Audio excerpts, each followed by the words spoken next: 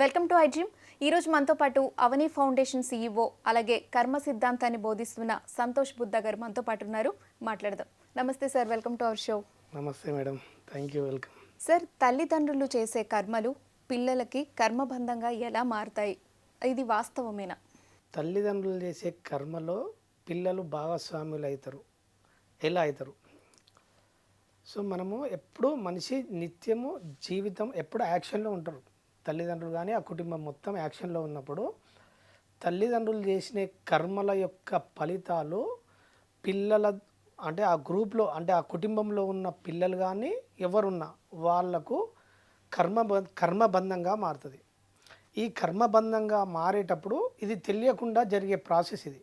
అంటే మనం ఒక కర్మ చేసినప్పుడు కర్మకు ఫలితం ఉద్భవించినప్పుడు ఆ ఫలితం ఆ గ్రూప్లో ఎంతమంది ఉంటారో అంతమంది అంటే ఒకవేళ సత్కర్మ కానీ దుష్కర్మ కానీ ఆ పెయిన్ను అనుభవించాల్సి ఉంటుంది. ఇది ఎట్లా కర్మబంధంగా మారుతుంది అంటే, ఫర్ ఎగ్జాంపుల్ ఒక హాస్పిటల్ ఉంది మేడం. హాస్పిటల్ ఒక ఐసీయూలో ఒక ఆన్కాల్ డాక్టర్ వచ్చి ట్రీట్మెంట్ చేసి పేషెంట్కి ఏమేమి కావాలో కేస్ షీట్ మీద రాసిపోతాడు.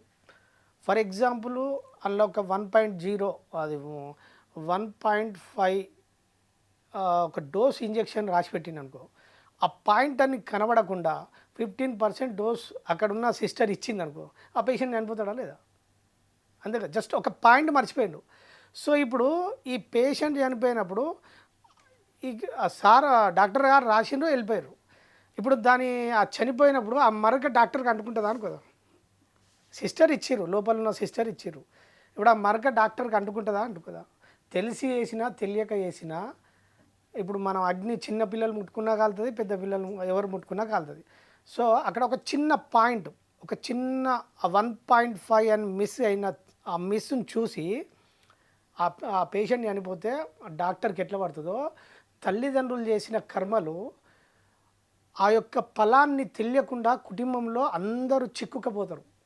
ఫర్ ఎగ్జాంపుల్ ఇప్పుడు ఒక ఇంటి యజమాని ఉన్నాడు, ఒక వ్యాపారంలో ఉండి ఆ వ్యాపార కోణంలో కుటుంబం సర్వే కోసం చేసే తప్పు ఓకే, కానీ ఒక 100 రూపాయలకు అమ్మే వస్తువును 10 రూపాయల లాభంతో అమ్మితే ధర్మం. అదే 100కు 100 లాభం తీసుకున్నారనుకో, అది దుష్కర్మగా పరిణమిస్తుంది. ఆ దుష్కర్మ ఫలితం ఎట్లా వస్తుందంటే, ఆ ఫలితం ఆ కుటుంబంలో అందరూ ఉపయోగంలో ఉన్నారా లేదా? ఇది వాళ్ళ పిల్లల్ని ఎటు కర్మబంధంగా మారుతుంది అంటే, ఇప్పుడు వాళ్ళ పిల్లలు ఎవరో స్నేహితుడు, వాళ్ళ పిల్లలకు స్నేహితుడు వస్తారు. ఆ స్నేహితులు ఎవరో ఒక అమ్మాయిని లవ్ చేసి అమ్మాయితోటి వెళ్ళిపోయాను అనుకో. సో ఆ సమయంలో వాళ్ళ ఫ్రెండ్ ఏం చేస్తాడంటే ఈ కుటుంబంలో ఉన్న వీళ్ళ పిల్లల్ని పిలుస్తాడు. అంటే కర్మ పిలిపిస్తుంది, వీళ్ళని బంధిస్తుంది. ఆ క్షణంలో అమ్మాయిని ఏదైనా మానభంగం చేయొచ్చు, లేకపోతే ఏదైనా మర్డర్ చేయొచ్చు. జస్ట్ ఈయన బండి మీద ఎక్కించకపోయిన పాపానికి ఆ కర్మ ఈయనకు చుట్టుకుంటుంది.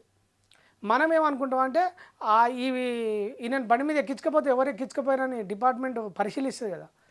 సో ఆయనను ఆ కర్మ జరిగేటప్పుడు ఏం చేస్తారంటే వీళ్ళ పిల్లల్ని ఆ కర్మలో బంధంలో ఇరికిస్తుంది. వీళ్ళు ఆ ఫలితం ఉండదు కదా, వీళ్ళ పిల్లల్ని ఇరికిచ్చి తెలియకుండానే వీళ్ళ పిల్లల్ని ఆ కర్మ బంధంలో చిక్కుకొని వీళ్ళకి తెలియకుండానే ఆ జోన్లోకి వెళ్ళిపోతారు.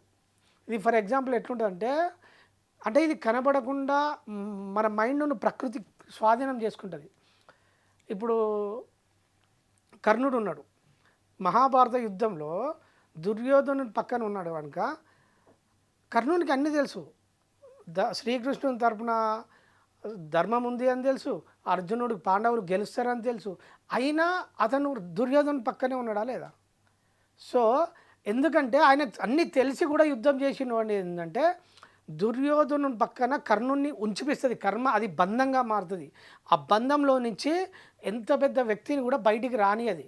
ఆ ట్రాన్స్లో ఒక ఎనస్థీషియా ఇస్తే ఎట్లుంటుందో, బాడీ ఎట్లా వెళ్ళిపోతుందో, వీళ్ళ మనసును ప్రకృతి తీసేసుకుని ఆ కర్మబంధంగా మారి ఆ గ్రూప్లో తీసుకుపోతుంది. ఇప్పుడు కర్ణుని దుర్యోధను దగ్గర ఎట్లా బంధించిందో ఈ గ్రూప్లో ఈ తల్లిదండ్రులు చేసిన కర్మల ఫలాలు పిల్లలకు అట్లా బంధంగా మారి తెలియకుండానే దుష్కర్మలు చేస్తే ఆ దుష్ఫలాల వైపు వీళ్ళ మైండ్ను ప్రకృతి ఆధీనం చేసుకొని ఆ పెయిన్, ఆ బాధను కలిగించే సంఘటనలోకి వెళ్ళిపోతారు.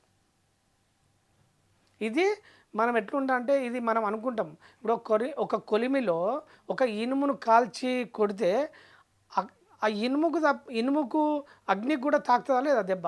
సో అట్లా ఇంటి యజమాని చేసిన తల్లిదండ్రులు చేసిన కర్మఫలాలు పిల్లలను 100% అంటుకుంటాయి.